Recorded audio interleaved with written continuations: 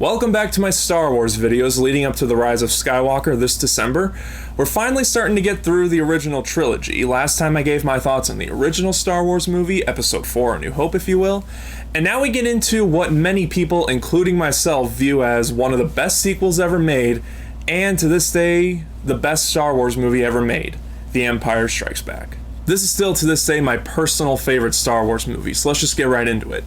So how do you follow up a monster movie success like the original Star Wars?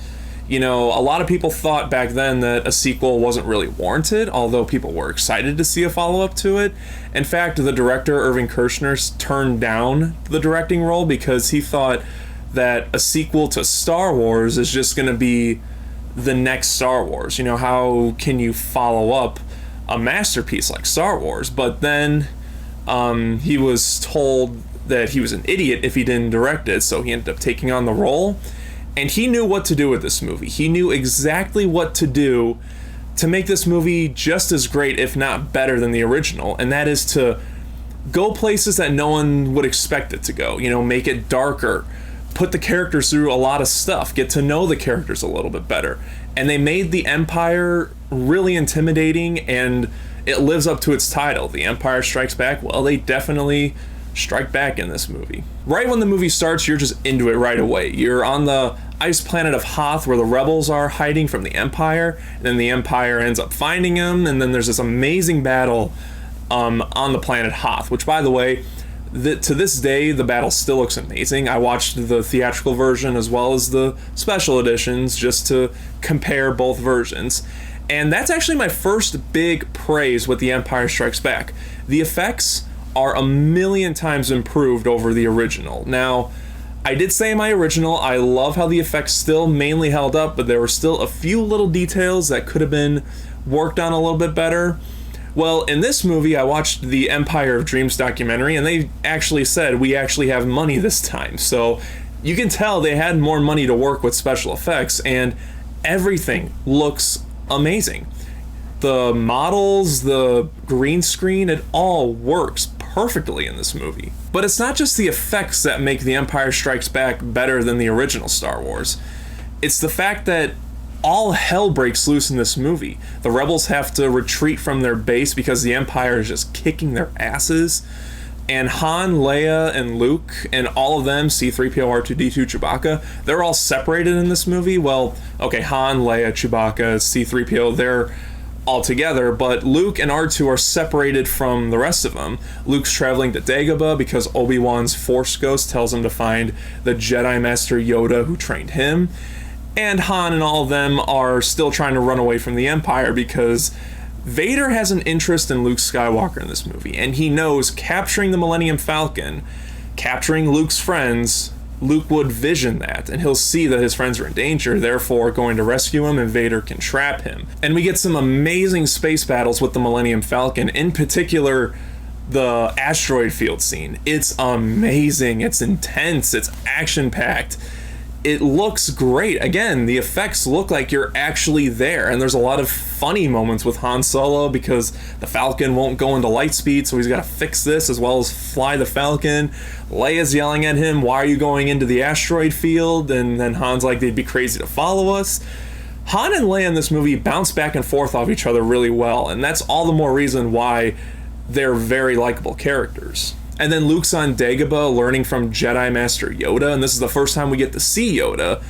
And I like how it's played out. I like how when we first see Yoda, that first time we see him, it's like, no, that can't be Yoda. This little itty-bitty green thing with long ears, that's not Yoda.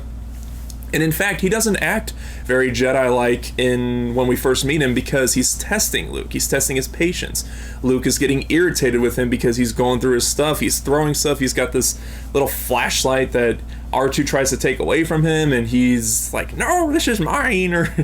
I'm sorry, that was a terrible voice. But then when Luke finally snaps and says, I can't believe I'm doing this, we're wasting our time, Yoda finally reveals himself while talking to Obi-Wan, saying he can't train him. You know, I can't train him. He's impatient. He's too old. He's making up these excuses on why not to train him, and Obi-Wan's like, look, listen, I know this kid is the one. He can help us. He didn't exactly say that, but that's basically what he says. And then Yoda finally agrees, and the training's cool. The training's actually really cool to see because it's not just lightsabers. It's not just training how to use a lightsaber and cut things. Yoda's training in this movie is actually pretty thought-provoking. And I like the fact that Luke fails. He fails a lot in Dagobah, and that's part of the training, and that's part of the flaws of him becoming a Jedi, because he can't focus on what he's doing. He can't, once he fails, he's like, that's it, I can't do it, and that's his mindset. Like when he's trying to lift up his X-Wing from the lake, Yoda's teaching him how to do it, and Luke's mindset is, I can't lift that, it's too big. And then Yoda's, size matters not. And then Luke gets mad, walks away, and then Yoda lifts up his ship with just 2 fingers. And he only has a few, but you could tell he's lifting it up with no problem. And then there's the great line where Luke looks at the ship and he goes, I don't believe it. And then Yoda's like, that's why you fail. Aha! And also, Vader is a million times more intimidating than he was in the original movie. In the original movie, let's be honest, Vader looks cool, his voice is intimidating, but he really just stood around, and then he did the lightsaber fight and he choked some guy, but he didn't really do all that much. Here, he is on top form. He's scary, he's intimidating. If the people that work for him mess up, he will choke them out and kill them, because he's not playing around in this. And when they go to Cloud City, where Han meets up with his old friend Lando Calrissian, and he finds out that Lando betrayed him, Vader is at his best in the Bespin scenes, in my opinion, Cloud City. He doesn't hold back. He tortures Han Solo without even questioning him, because he knows Luke will envision that and see that his friends are in danger, just like I said earlier. And in fact, Han even says when he gets back to his prison cell that he didn't even ask me any questions. And then the whole carbonite freezing thing, Vader's just like, we'll test it on Han Solo, who cares? And Vader doesn't give a crap in this movie. He's someone you don't want to mess with. And Han getting frozen in the carbonite, speaking of that, is an iconic scene in film history, not just for Star Wars. The classic, I love you, and then Han says, I know, which was Harrison Ford's idea, pretty cool. And then while that's happening, Luke's on Dagobah, and what Vader's predicting will happen is coming true. Luke is seeing his friends are in danger, so without completing his training, he goes off to Cloud City to face Vader after Yoda and Obi-Wan tell him, no, you need to complete your training. And Luke's mindset is, I can't let my friends die. His heart's in the right place, but he's making the wrong decision. He's jumping ahead of himself with his training, which is a large step to the dark side. So then he has that really awesome lightsaber fight with Darth Vader, which again is really cool to see. Vader's just kicking his ass. Actually, Vader's toying with him a little bit. Luke, you can see Luke is really trying to fight him, but Vader's just one hand, just like, yeah, I can handle this kid. And I love the line when Luke falls into the carbonite chamber. Vader says, all too easy, and then points at the little thing to turn it on. I don't know why, I just like that. He just goes, all too easy, and then points at the little thing. And then towards the end of the lightsaber fight, Vader is pissed, and you can see it, and you can hear it in his breathing. He's swinging at walls.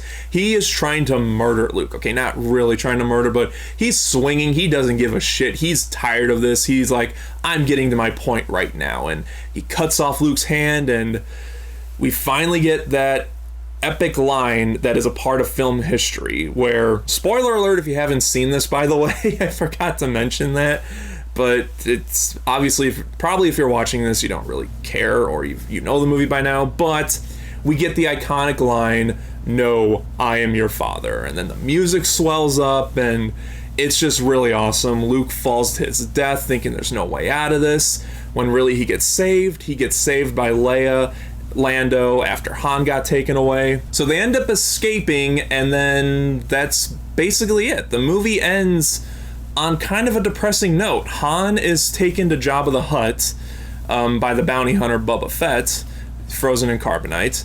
Lando, Leia, Luke, C-3PO, R2-D2, and Chewbacca, they're all together. They finally meet up at the rendezvous point with the rest of the rebels, and they're trying to figure out what they're going to do next. How are we going to get Han Solo back? So Lando and Chewie take off to Jabba's palace, and Luke gets his hand, a new hand, robot hand, and that's basically it.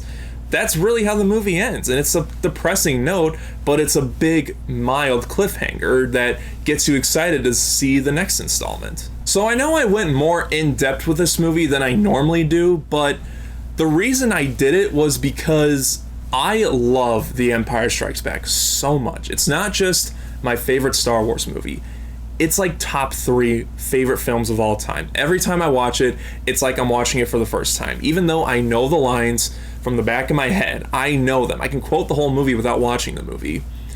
I love the movie so much, and I couldn't find a way to talk about this movie without saying the stereotypical stuff. You know, it's darker than the previous one, and there's moments that are gonna get you at the edge of your seat, or, you know, stuff like that. I didn't want to do that type of review for this movie. This movie deserves a lot more than just saying the cliche, darker and more intense stuff. I had to go a little more in depth with this one because I wouldn't feel right if I did.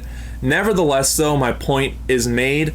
I love this movie so much. It's still my favorite of the Star Wars movies, and I can't give it a lower grade than Oscar worthy. If I had a higher grade than Oscar worthy, The Empire Strikes Back would definitely get it, but I don't, so The Empire Strikes Back is Oscar worthy. So let me guys know in the comment section what you guys think of The Empire Strikes Back, and my next Star Wars review is going to be Return of the Jedi, and then after that, The Force Awakens. And stay tuned for my Star Wars reviews after The Force Awakens, because I got a surprise Star Wars video that I've been wanting to do for a while now. And I figure now that I'm finally finishing all these reviews, it's the perfect time to do it. I'm not going to say what it is, but just look forward to another Star Wars review after my review for The Force Awakens. And as always, guys, thank you so much for watching. If you like this video, hit the like button. If you're not subscribed, click right here, and I will see you guys next time.